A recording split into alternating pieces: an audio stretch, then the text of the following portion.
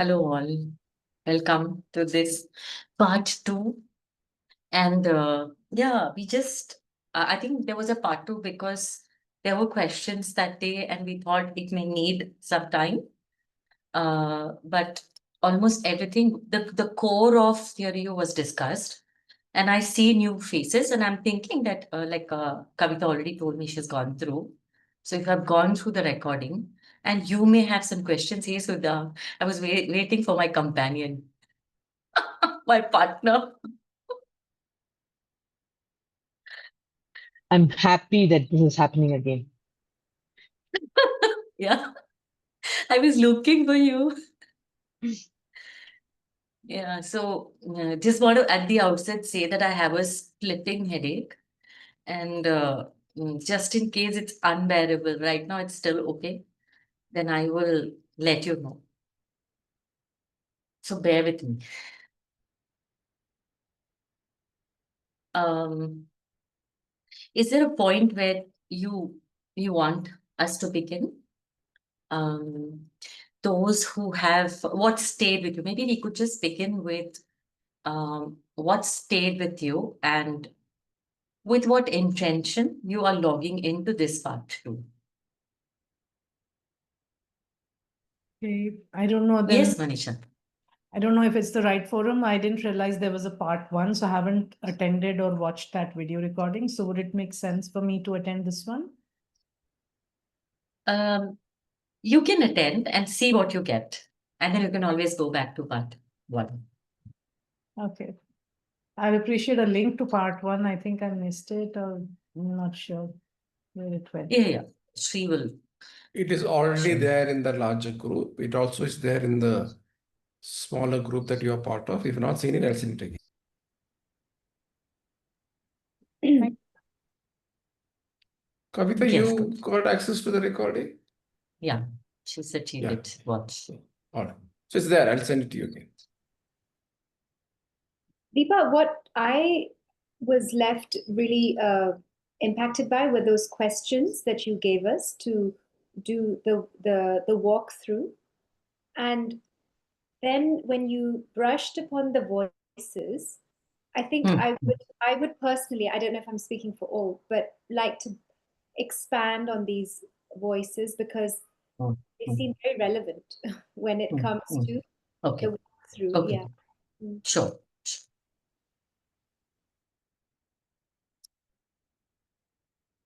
I'll share what I know about it and how it lives in me and how the spaces have been created, like I shared last time.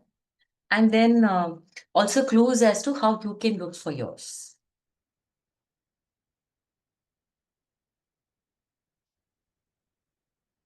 Thank you.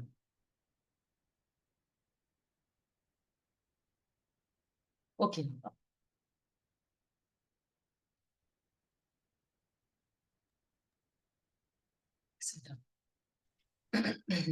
Yeah, I think what I remember for the first session is those lovely questions, as Goldie said, you helped us walk through, right? Whether it is connecting with ourselves, um, like what am I truly downloading versus observing, what's really going on, you know, exploring our emotions, our narratives, all of that. And this whole shift into uh, what you asked this, what is the system wants to become? Or what's coming up for me now? And, all of those, the depth, I still remember, like, you start from here and you reach the depth. And then you again climb up in the you. It's like, what am I being called to do, or what's that one small step I can take, and things like that. I think that's what really stayed with me, Deepa. Yeah. Thank you. Connected with what Sudha said, actually, what stayed with me and what I documented a few questions in the depth of the you, which is the presencing. There is a letting go, and there's a letting come, and in between the depth of the you is presencing. So I have written down 2 or 3 questions that I thought I'll bring in, so that we talked about the 2 questions: what is myself and what's my work. Mm. So to explore that, there are questions, and I've used a few questions in my workshop. So I just looked up those questions and I've them down. I'll bring them, and we'll see if it adds any meaning for them.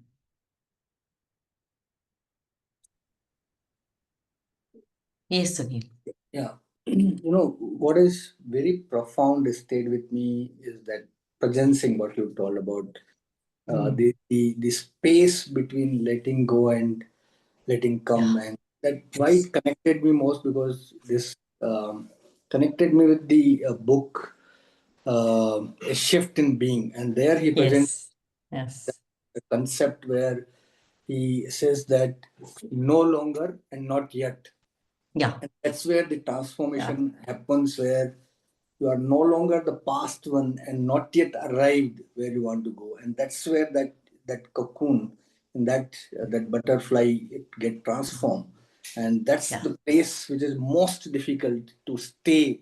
And that's Yeah. where you need most struggling, where your past will be pulling you back, and that's where you need to go to future self. And that's where Yeah. I connected with that presencing, Yeah. and that Yeah. also connect with that theory from shift in being. Yeah. Yeah. So yeah, Absolutely. Yes, absolutely. And when you shared the image that came to me was again Peter Senge's image of the creative tension, where the vision pulls you on one hand and the worthlessness, powerlessness pulls you on the other. And this tussle, we always live in this tussle. Yeah, most difficult to stay. book Shift in Being, by the way, referred by Coach Yeah. Srikanth. So that's Yeah, one yeah. of the best book ever I came across. Yeah.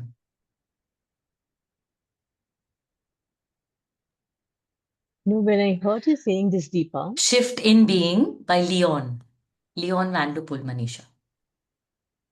Sorry, Sudha. yeah, when I heard you saying this is that creative tension. That's where we live. I think the one thing that came to me and just connecting is the more we are present in this tension, I think that's what is actually helping us to move forward. The more presence we bring there. Yes, absolutely. You do remember that image? You remember it, no? So if you really see, the human being's leg is always towards the vision. It's a very subtle thing, but our leg is always towards the vision because we are born to expand and create. We're not meant to copy and just roll. We are meant to expand. And hence this presencing enables expansion. Very true.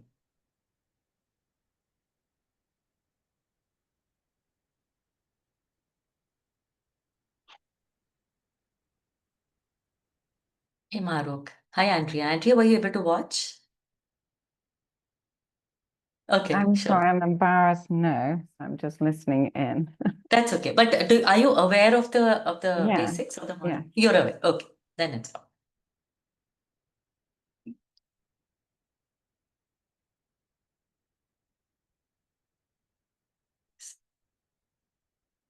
Yeah, okay, Sunil.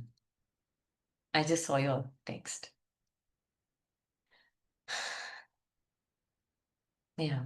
So I think we can just going back to the slide.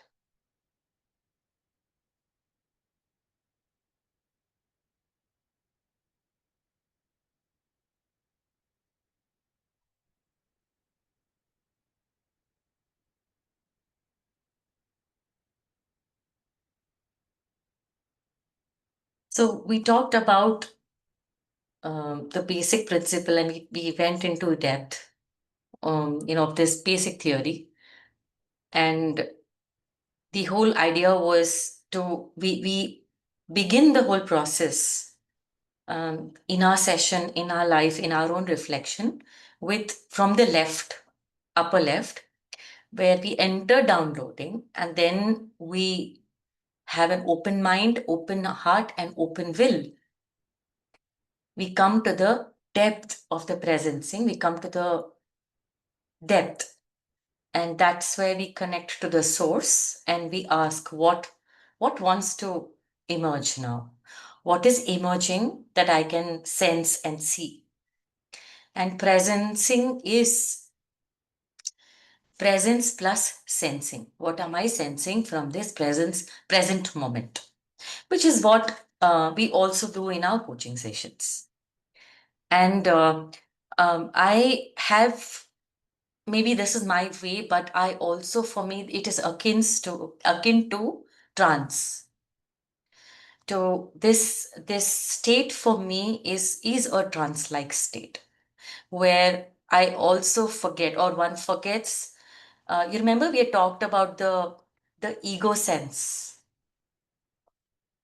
We also forget that we are a coach, or I am a mother, or I am in a conversation, I'm holding space in that moment. Oh, it may be for a split second or a minute, but it is that sense of where we forget the ego part and we are totally in the moment. And since I am a body practitioner and I practice eurythmy, the gesture is almost, I mean, you can't see it.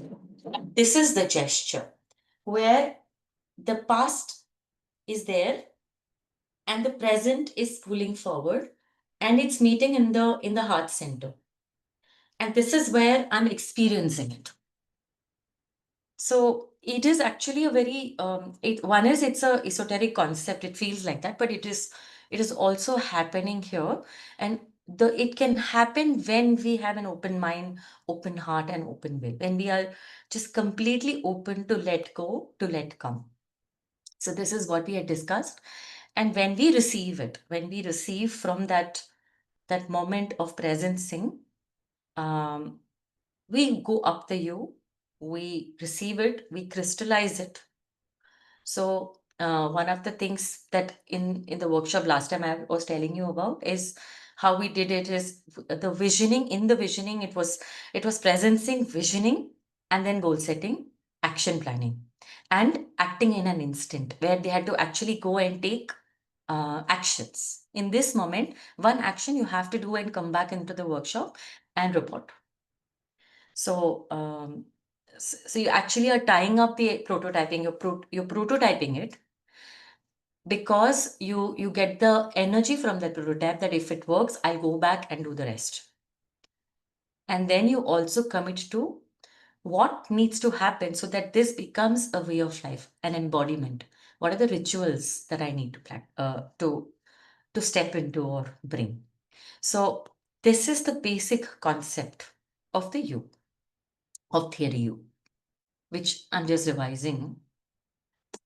Now, from Goldie and Sudha's recommendations, let's go to.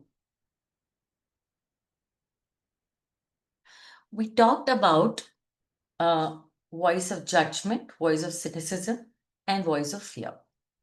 Now, these are the three voices that do not allow open mind, open heart, and open will. I'm going to tell you with the example of the program I had created so that it's easy. So what it was a personal development program for managers or leaders with 9+ years of experience, leaders who are experiencing a midlife or a mid-career crisis, and who needed to really, it is a transition for them. They don't know it's a transition. They just don't know that they are stuck. They are at crossroads. So we got them into a program, and this was after I did my program with Auto Sharma. So I wanted to replicate it and bring it here, and I had a workplace which allowed me to do whatever I wanted. So it was an experiment. So these leaders, they went through the first one was story of your life. So the activity was I asked them to write the story of their life as if it was a book. So we had given them a journal, and the right side were we asked them to say 0 to 10, 10 to 20, or they can look at their life as chapters, significant chapters of their life. Whenever it shifted, they had the option to pick however they wanted. And then for that particular period of life, on the left side, they write the events that pulled them down. On the right side, they write the events that pulled them up. The reason we did that was we wanted them to identify voices and spaces so that the distinction becomes very clear to them. And for every period of that life that they wrote, we told them to give images and color so that they know that. And the same thing can be done in the river of life. Now I do it in the form of a river of life. In the river, I asked them to color it differently. So that is what they did, and the script was really long. In the sense, they had to write details of their life. After they did that, we got them to understand what is the voice of judgment, cynicism, and fear. And we asked them to go back to every period of life and mark all the voice of judgment. Voice of judgment is wherever I have pinpointed, either I have been pinpointed or I have pinpointed myself, judging myself. I'm like this, I'm like that. Why can't I be like this? Why can't I be like that? In my story of life. So all the voice of judgment in every period of life will have one color. Cynicism is where I have distanced myself from me, other, or the system. Okay, that is voice of cynicism, where I have blamed somebody and where I've severed ties with somebody, and it's a voice that I clearly recognize. And another color, and voice of fear, another color. So these are the three voices I asked them to, mark. Obviously, the left side is because it's all the negative instances. That's where they'll find the voices. So they colored all of that. And then I asked them to count how many colors in each aspect. So they had X number of VOJs, X number of VOCs, and X number of VOF. I did that because they are leaders and they only understand numbers. Anything numerical, it'll hit them. So when they counted, they understood, are they suffering more from judgment or fear or cynicism? Most of the times it was VOJ. Voice of judgment was the highest, voice of fear was the second, and voice of cynicism low. Then I asked them to mark voice of judgment for self, for others, and for the system. Further segregation, because we wanted them to identify this is the thing, this is where they need to correct. So it was so granular. And when they identified, they realized that voice of judgment and voice of fear, mostly it is large for the system, for self. And voice of cynicism is for the system or for the other, but it's not for self. So this is the pattern they identified. And then we, what I told them is, for every VOJ, what is the space of openness that you could have offered? Now that you are not that age, what could you have offered? So they had to write a corresponding space of openness. And I also told them to go to the right side and see and mark space of openness, space of hope, and space of courage. And when they marked, the sense was, as many VOFs are there, those many or similar SOCs are also there. And every time there is a voice of fear, there is a corresponding space of courage that they have been able to access later. So this is the pattern they got. And from this pattern, then they said, okay, what do you want to do? And each one took their own actions. Now, with this process, what happened is that their mindset of entering presencing is clear. It is less stopped by the voices. They can be more open when entering the presencing process. Otherwise, they will enter into this whole presencing process with all the voices. Yeah, is this clear? The thing that the example that I'm giving. So and I did the same thing. So when I was doing this, when I came back, I was a part of Soul South organization, which is what last time I said I was a secretary there. So I was also being mentored by the seniors. I had to do the same for my life, and I had to do this for every day, and I had to submit a report. So I had an Excel sheet, and every day I would write my voices and I would write my spaces every day. It was a very hectic process. And I wrote this for over a year. And over a year, imagine writing this, how much of clearing happens, but it's really a tough process. It's like a tapasya, like and Andrea, do you understand tapasya? No, I don't know. What is in English? Tapasya. I'm thinking it's Penance. emptying, is it? Or Penance like. oh, penance. Oh, okay, thanks. Something like that. I mean, not so serious, but it's like you have to write all of that, and that is what the this lab for the leaders was 3.5 days, and this whole thing we did for one full day. We didn't go to the next process, and after this, the process was values and then strength, things which gave them hope and instilled the space even more. Then we took them to presencing. So we had to literally, like farming, you till, you weed, and then you plow and you loosen the soil to sow the new seed.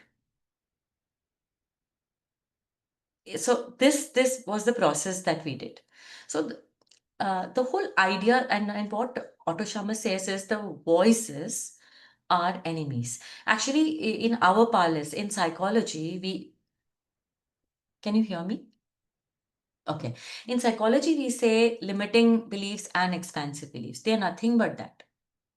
These are limiting beliefs, these are expansive beliefs. He talks about them as voices.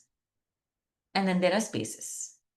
Because identify voices, then what do I do with them? That would be the next question. And hence there were spaces. And then you go to presencing. So before they went to presencing, I showed them a movie. And that was a movie they had shown us. And it's called The Legend of Bagger Vance. One of my favorite movies. I watched it n number of times. And after they watch that movie, we discuss the movie threadbare, looking at the protagonist's voices and spaces. And then they sleep, and the next morning we go into presencing. So all of this is happening for 3 days, and half day is for the rest.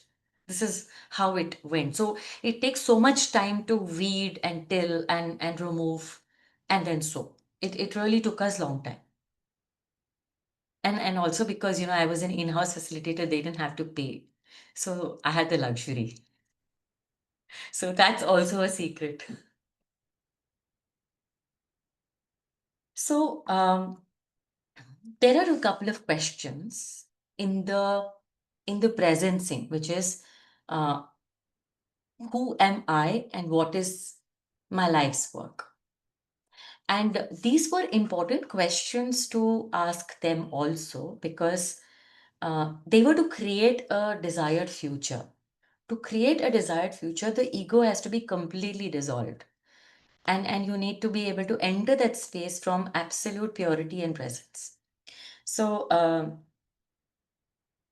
the 3 questions, that is very important to ask as part of presencing is, what part of me am I invited to let go? And I have found that whenever I'm stuck, these are good questions to ask. So you may want to even journal these questions. One is, what part of me I'm invited to let go right now? And some of them will ask me, what does that mean?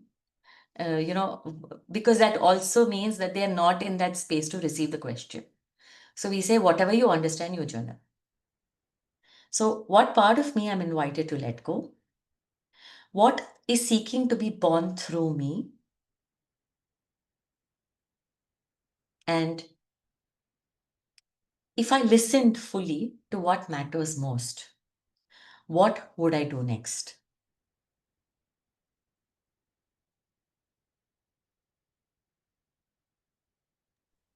Deepa, could you repeat the third question? I could not understand. If I listened fully to what matters most, what would I do next? It's almost like what's my life's work?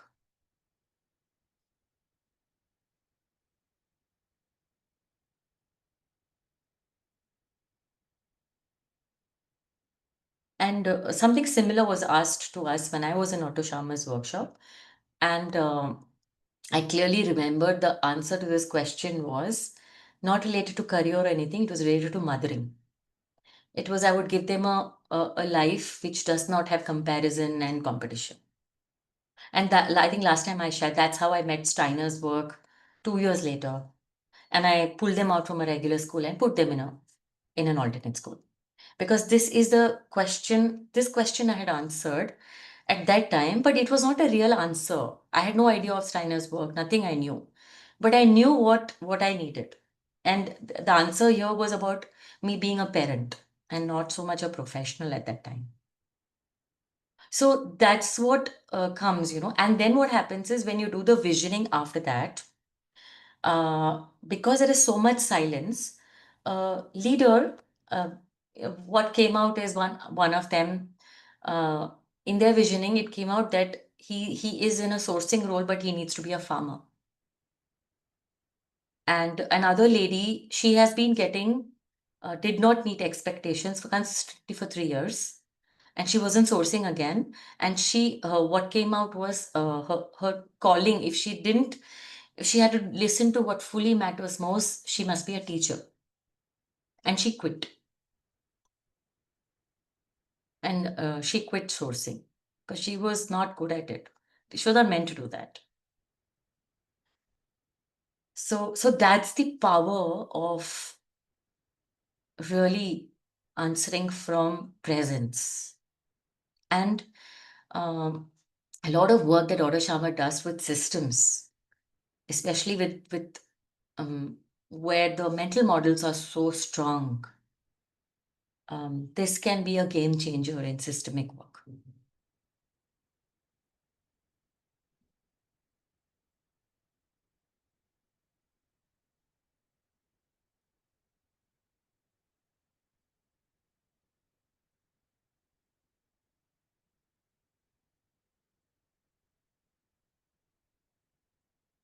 And he draws his theory, it is based on the principles of anthroposophy. And there was a poetry or a prose which Rudolf Steiner had written. I reach for the stars reach me, something like that. Means I'm going towards it, that is coming towards me. I'm going towards it, that's coming towards me. That is presencing. As much as I'm going, it is coming to me. If I'm silent, if I listen, it's coming to me and I meet. And that's the magic.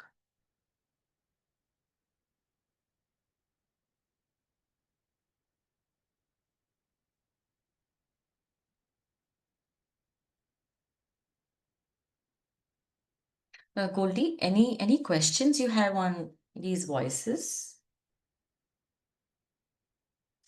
No, I don't. I've understood it. You've. Okay. I think that the main thing is to be very aware of which are those, and then take them to a new space. Yes, correct. Being acutely aware, and Hindi उसे चुन चुन के मारना है. Yeah. Find them and shoot them. It's like that.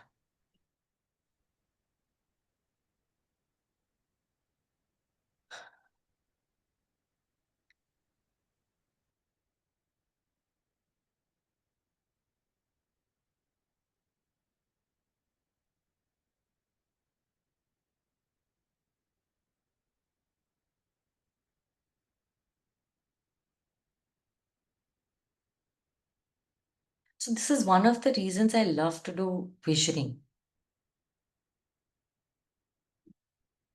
Because either individual or team or group visioning, is really about presencing and crystallizing.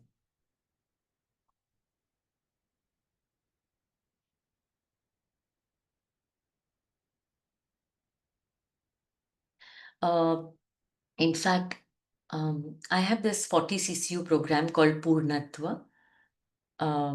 Even that is a result of presencing. And how that happened was I was attending a 2-day intense shadow work workshop with my teacher. And when my processing was happening, just after that, I had this moment of presencing because we had discussed my VOF, fever processing, my voice of fear. And the moment we processed that, I fell into a moment or a few moments of presencing. And in that moment, I declared that in 1 week, I am going to launch my program. Until then, I was struggling. I could never design my own workshop. It was very hard for me. Because it's not that I didn't know how to do it, but somehow it was not coming, and that was because of fear. My fear was completely stopping. Fear of how will I do it? Where will I launch it? Who will come? Who is even interested in my work? And who will do that? It's not even going to result in sales for an opposite person who attends. So many voice of fear. And then in 1 week, the name came to me. Even the name Purnatva came from presencing.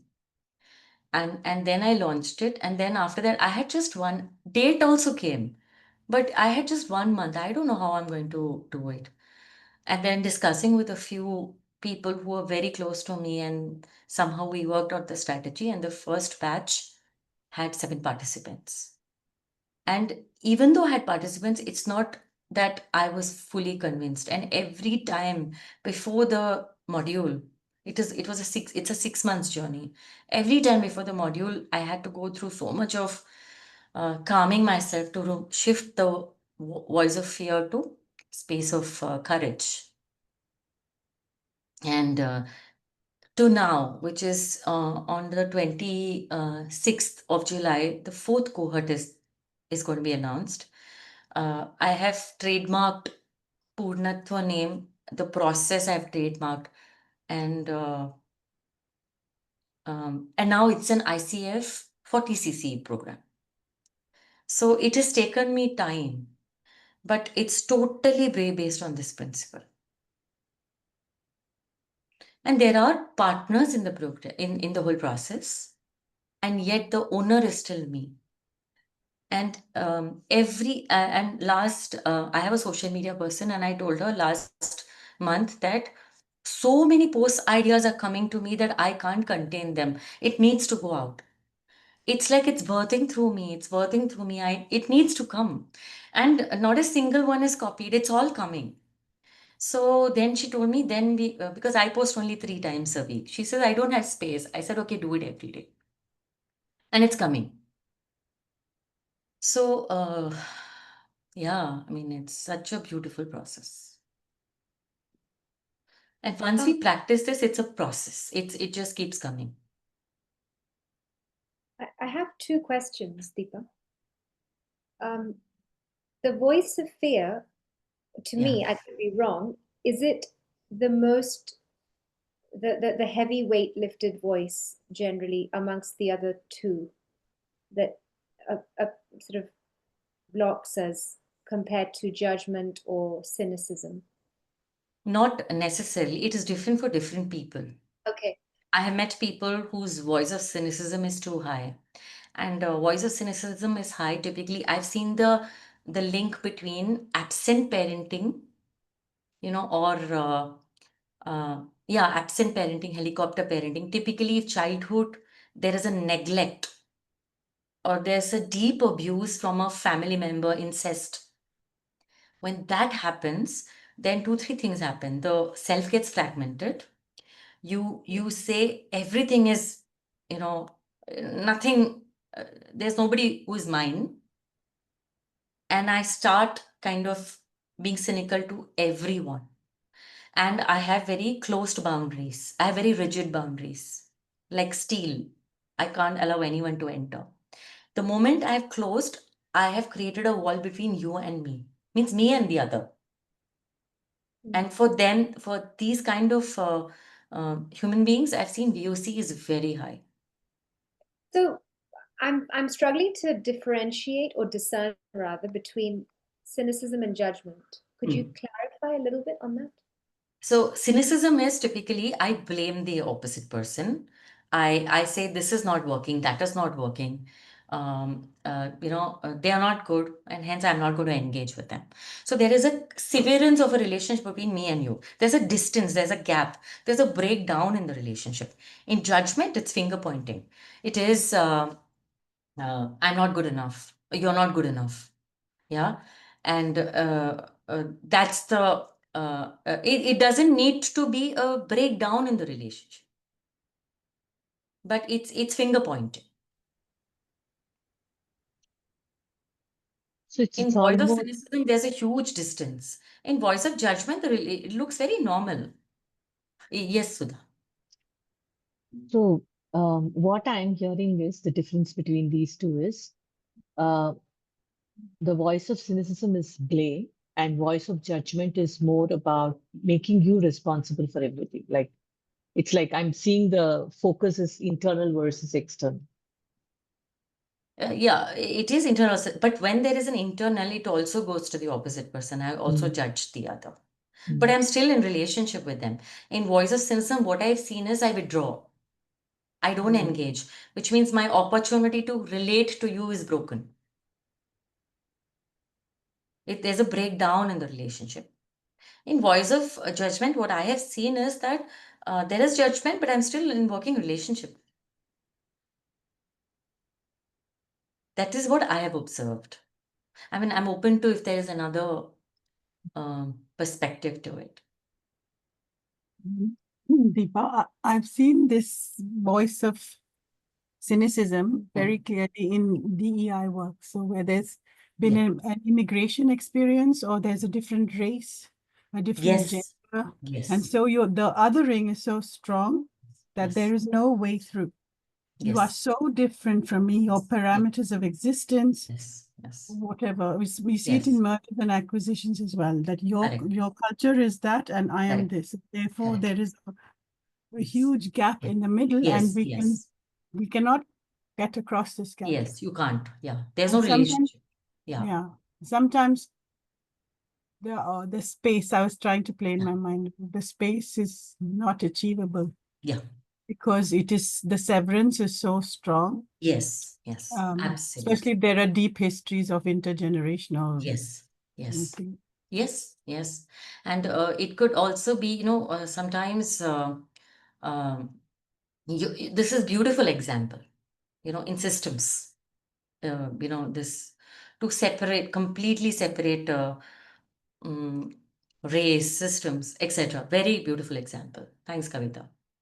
There is a severance. And it's just and therefore, when I think Otto talked about it, they would go to the systems, sit inside the systems, bring the two together and have dialogue. So they had created dialogue frameworks to have those dialogues so that space of hope can be created. What is that commonality on which the different groups can anchor so that there is a transcendence beyond your cynicism, and then you can access that, because without that you can't move to taking action in that particular environment. Action is not possible. Action from presencing is not possible. You can only act from what you already have, which is a severance. Yes, you see it's a lot in international development stuff. So unless they had the Truth and Reconciliation Committee in South Africa, they couldn't go to the next stage because the emptying of the collective trauma, and this is possibly true in organizations, it's harder to achieve because the timelines you need are longer to allow for the voice of the oppressed, if you like. Correct. Correct.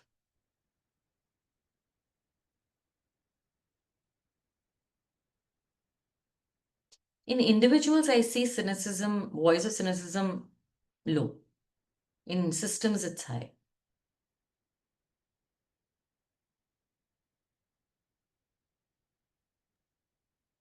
Yeah, mine, I think there's just this, the other is so far away. So there's a lot of othering which has to be layered out, if you like, because the beginning of the story is pushing against the other Yes, systemically.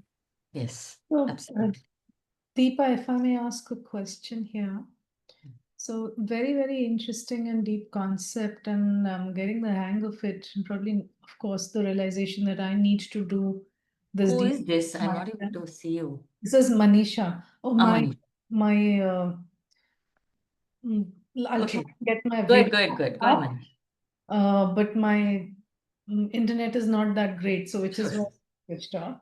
So when you're talking that the voice of cynicism is more systemic, are you somewhere alluding or connecting the fact of towards organization culture, because that's, or maybe country culture or the region you belong to somewhere, because that's where externally it is coming out in terms of voice of cynicism? Yeah, it could be. Yeah, absolutely.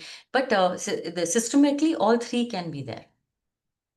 You know, systematically, even in organizations, I've seen VOG and VOF. I've seen, you know, team subcultures, they have Hmm. VOF. Mhm. Okay, and it's very strong. So the larger culture may be operating from space of courage, but a subculture will be operating from VOF. So which means if people are not speaking up, or you are called in to, okay, that's the diagnosis that people are not speaking up in meetings and stuff. So a lot of this may be going on for them internally, influenced by the environment, whether it's the overall culture or the Yes, subculture. or fear of failure. If I take on large tasks, Yeah. then I may fail, and this will show not show great. I've seen this happening, especially in terms of new initiatives in an organization. You know, suppose a new innovation cell has come about. Even the organization doesn't know what's the outcome that the team can produce, because you don't know the potential. So the head would say, let's not take too much, because we don't know whether we're successful or not. So they're operating from VOF. Okay. Yeah, and then it needs a facilitator. You know, I have gone and spoken to the innovation head and says, let's look at it. You could still come to the same outcome. I will achieve this, but the energy has to be from a space of courage and not voice of fear. Okay. Because when you're starting something, it cannot be. It's not healthy for it to be VOF. Understand. So you will see this in subcultures. And do And you that's why, you know, as a OD head, gender I work? used to have. Sorry. Have you seen this in gender and inclusion work? Because that kind of speaks a lot, volumes.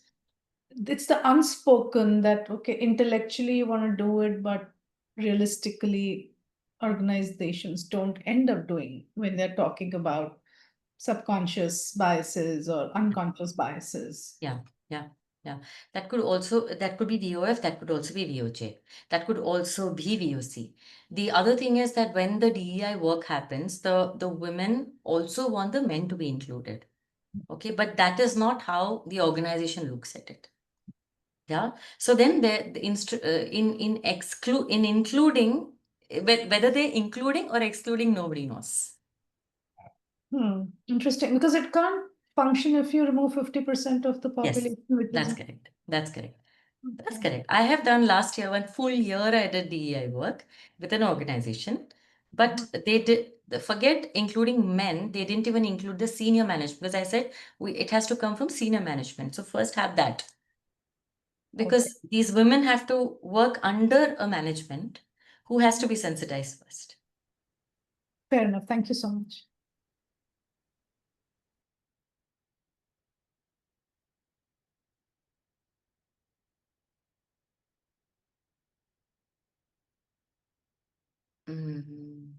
Yeah, I think that's it. That is so that's yeah.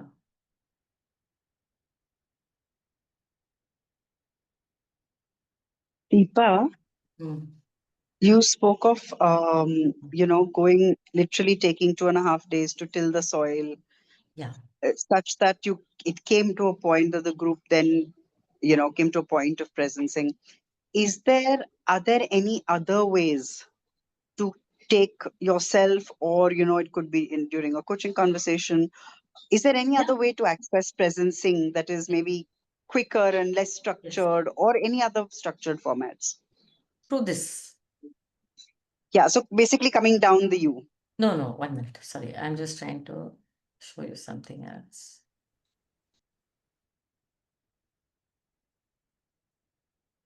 So you can go quickly by staying in generative listening. There are 4 levels of listening. So by practicing generative listening, and generative listening, you don't need to practice in a coaching conversation. You can practice every day with yourself. And this is the only way to get quicker in a conversation. So the presencing that is there in the U is nothing but generative listening in the level 4. And generative listening can happen in 1 second. It doesn't take time. So if we have seen coaching conversations where either you get an image, okay, how we did it, I'll tell you in Otto's workshop is we were in triads. The process is called case clinic, and I cover this in one of my courses. It's where you have triads, and then one is the case giver, the other 2 are listening. Everything is timed, okay. The other 2 are listening. And okay, Maru, can you share? Forget the process. Can you share with me something that happened to you today or yesterday that really stayed with you?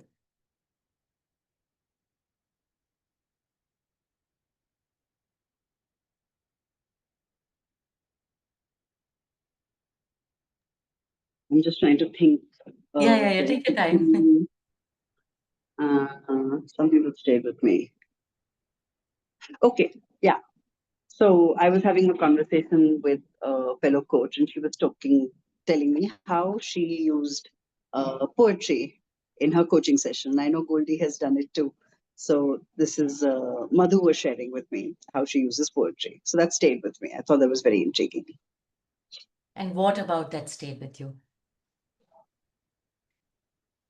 I think the sheer possibility of it, the sheer I'm not able to articulate use the right words. The fact that it's so random, and yet it is completely not random, if that makes any sense. And so just allowing for that absolute emergence from a complete space of not knowing, and yet knowing that something will emerge. I think that really struck me. And when this happened and when it impacted you, what did you feel? I think a sense of intrigue and a sense of excitement. Trying to find something to, yeah. Yeah. I'll be pausing for one minute or so. Sure.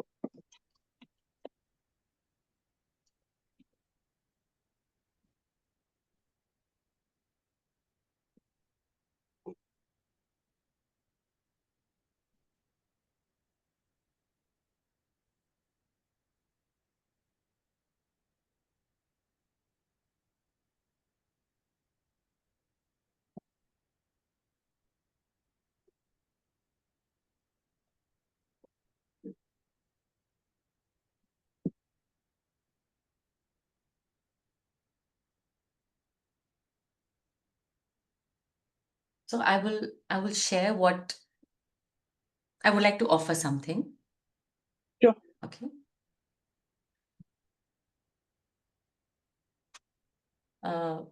One gesture came to me and one image came to me. The image that came to me was a bulb which was lit, which suddenly lit, and then it it just illuminated the space, and the space didn't have a boundary. So it just illuminated. That was the image. Another image that came to me, two images came to me, was a horse which was running at a speed, and then suddenly it stopped and showed itself like majestic. You know how a horse is, no? जब वो रुक जाता है तो कैसे majestically ऐसे, literally it was like Yeah. that. This is what I saw, and the gesture that came to me was this. Something I can.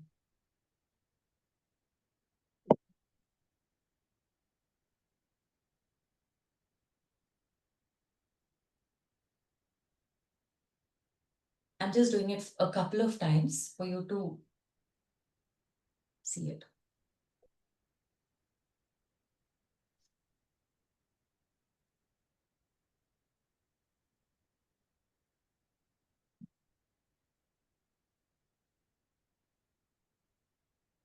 No.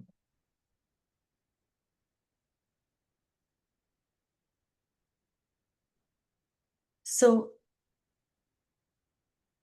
as you saw these images, as you saw this gesture and these two metaphors or images that I shared, in connection with what you shared as what stayed with you, what connection do you see? And you don't need to.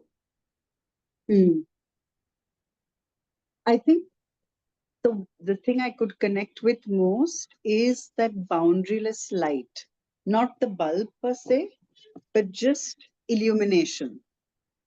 You know, that is, I think, out of the three, that's what connected most with me.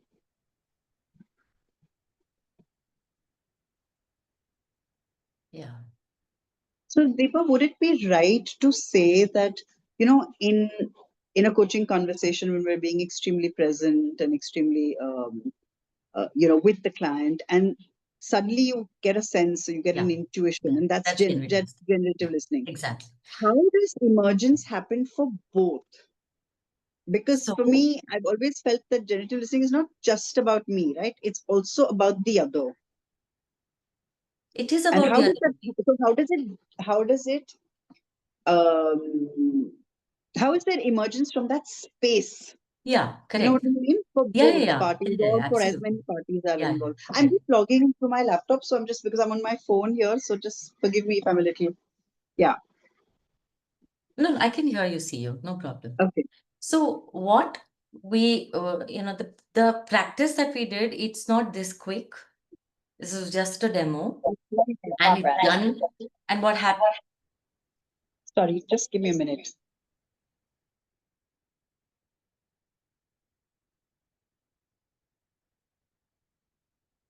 Yes, apologies for this. This is so much better. So what happens is 3 people. So one is the case giver, and 2 others give images, movement, and to do the movement in the session, there's a lot of background warm up happens throughout. And if that's your practice, then it will come automatically. And for me, that was one of the reasons it attracted, because there was movement. So now why all of this is done, so that there is the stillness has a time.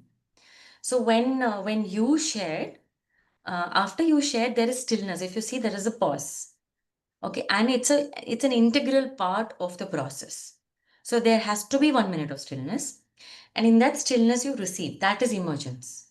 And when you receive because you as a coach, like I as a coach, have cleared my VOF, VOC, VOJ, have become open mind, open heart, open will, and I have allowed emergence.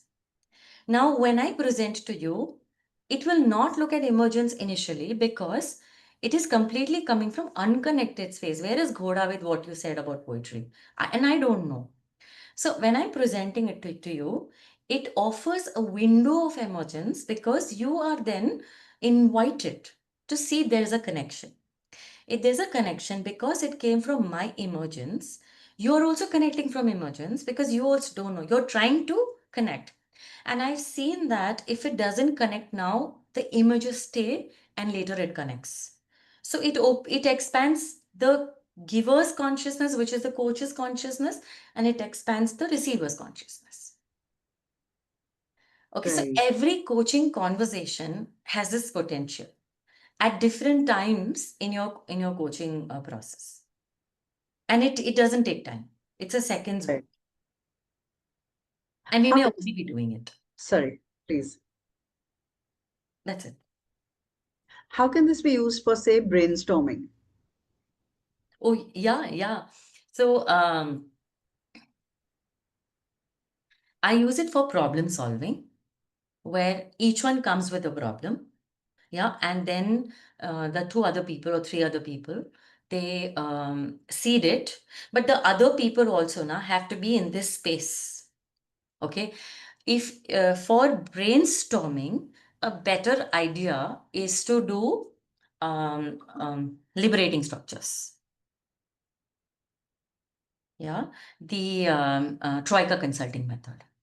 That's a better method I would use. The reason being that that's more a brainstorming and idea generation method. And also you don't need that level of presence.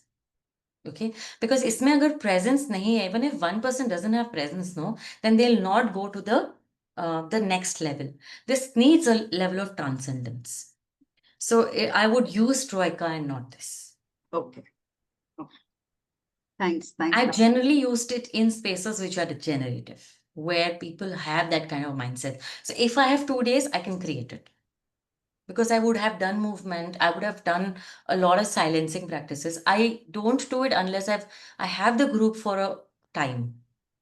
And then I've been able to help them to silence. Otherwise, they'll be frustrated. They themselves will be frustrated. Correct. It's very irritating to not be able to access anything. And you and I also have been able to do it after a long time. It's not that essay, we have done certain things with ourselves to be able to do it. So it's the same thing for groups also.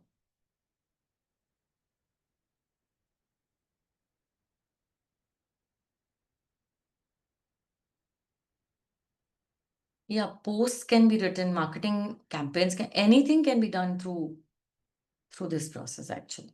It just needs the right ground to be prepared.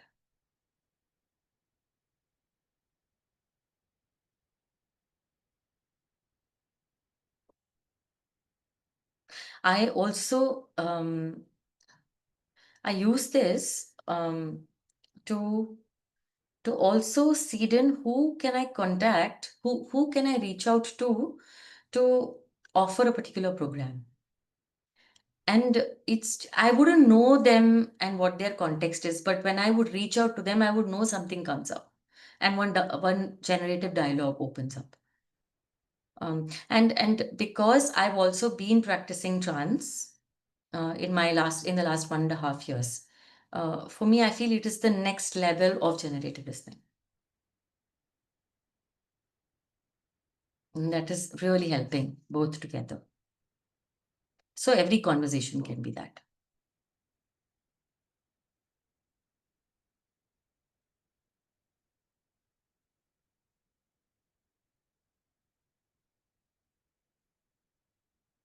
I have a question there. Yes, Iman. So transcendental meditation is about focus on yourself, putting Okay. your energies into yourself. I'm a practitioner for the last 20 years. Yeah, I will. Yeah, while listening is more about synergizing your energies with your client. Yeah, that's good. So, what you just said, how would transcendental meditation and active listening in the stage align? Transcendental meditation, I didn't say. I said Okay. trance. Okay. So They are you're different. just okay. I'm not meditating. Yeah, that's what I was. I'm just at the level of consciousness where Yeah. it is zero. So I'm not even meditating on anything. The input that I have received, okay, it Yeah. is roaming around in my consciousness, and I'm waiting for something, and I wait. All right. I hear I that. wait, That works. Yeah. and when it comes, I receive it like prasad. Okay. And I Yes. offer. This is what I mean. Okay. Absolutely. I mean, this And works. I'm not attached, if it is there, if it is right, wrong, I don't know. I offer. Okay. Thank you. That works. Yes. That aligns with how I think about it.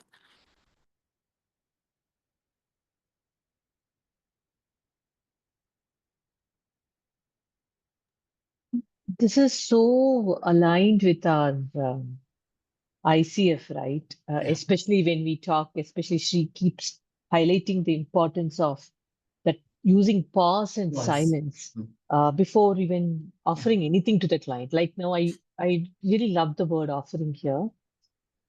It says it's very non-attached. You just, from your presence, you offer something to the client for something to emerge for them, Yeah. right? And you don't even know what that is. Yes. Absolutely. Yeah. Absolutely. And that's why a coaching conversation, any conversation can be tireless. Because it's like you're the instrument, it came to you, it went through you, and there is no residue.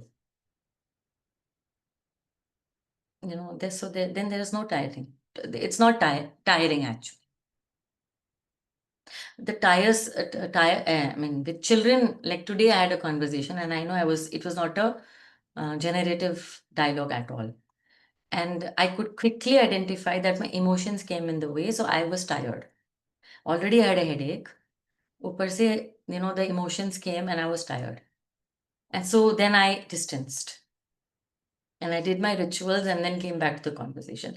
But my son didn't understand anything. Because he would have half listened to me. He wouldn't have listened to my emotion, nothing, but I knew it. So I think that is when I get tired. When I get my emotion in the way. And What I are the also, rituals that you would do in a meeting of conflict or a meeting of negotiation? When you see your emotions get into the way, how would you, I mean, I love what you just said. How would Pause you and distance. pause and What distance? I do. Yeah. Because I have to shift from voice to space. I know there's a voice operating. Yeah. I need to shift to space. So most of my time, the shift to space is plant or sky. Anything that is spacious. Okay. I literally go to space. So Plant, sky. That's sky beautiful. works a lot. Yeah, just talk more about that, please. So for me, sky means spaciousness because it's vast, no? So it just allows me to in that pause, like quickly recalibrate what happened. And I know that if I've come to this space, then I know that I have to recalibrate. And in that moment, I asked myself, okay, what happened? What happened? And I said, I was angry, I had a fear. So I understood what is my need, which was not being met, which is why I erupted the way I erupted. So then my need is to come to congruence. I would come to congruence and have the conversation. And over time, it's become faster. Now it doesn't take a long time to identify. And plant, how I do is like again that there is a background to it. Like Steiner's work teaches us 4 levels of connecting with the plant. Connecting with the physical, connecting with the etheric, connecting with the emotions, and connecting with the ego body of the plant. So I've done that practice for a very long time. So now I know how to do that when I touch the leaf. It'll go quickly. So then I'm able to talk to the leaf, like or touch the leaf and identify what's my need. So that's a practice I do. Okay, that sounds beautiful. And if I may just take 30 seconds and add to it, auras of plants, if one reads them, all plants have an aura. And that's another way of reaching out to plants. So just adding to that. The second thing that I'd like to share. Aura is the etheric. You're right. Aura is the energy. So all Is the etheric. plants have in fact, Yeah. all of us have an energy. That's it. I mean, again, this is a question of what reading you've done, what you believe in. So I'm not saying anybody has to believe in it. Absolutely. The second thing I'd like to touch upon is that while you refer to plant and space to distance, I've always worked with clients and told them, and this is just another way, and I'd love your opinion about this, is to look at their strengths. So if they're in a conflict meeting or negotiation, which is Yeah. tough, Yeah. to go back within themselves and find what works best Yeah, for them. definitely. When were they at their best? So Definitely. to delve into that space, think about it, and then go back to your strengths, the strength-based approach, and then work. Yeah. So just adding, what do you suggest, and how else can one refine it further? So what you're saying is the principle is the same. You are saying that we have to connect to resourcefulness. That's the principle. So Okay. if the client's strength is their resourcefulness, it is there. So I'm not talking about what I should tell the client, because I don't tell the client what to do, how they should do it. Like I'm telling what I do. And the client knows, mostly the client knows how can you access your resourcefulness. They will tell. So whatever they tell is their resourcefulness, and that will help them to shift. Okay, And yeah, that strength sounds good. definitely works. Definitely works. Okay, thank you. I like nature, and hence I forget my strengths, but I don't forget nature. So that's why I think I go back to nature. It's so abundant. True, I mean, it's important to, I think, identify that space that provides you with that resourcefulness. Yeah, exactly. That's it.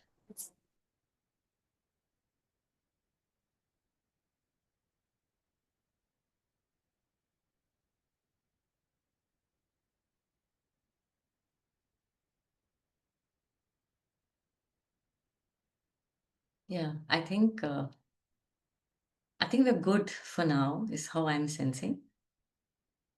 And thank you very much for showing up for part 2 as well. And yeah, we're in the same group, so we can continue conversations and sharing. Thank you. Thank you for your generosity, Deepa, in sharing all this and Thank the you. time you took. Thank you. Thank you, Deepa. I Thank think in you. spite of your headache, I think this was a wonderful, deeper session. Thank you. Thank you. How is your headache now? It's still there. I'm avoiding popping a pill.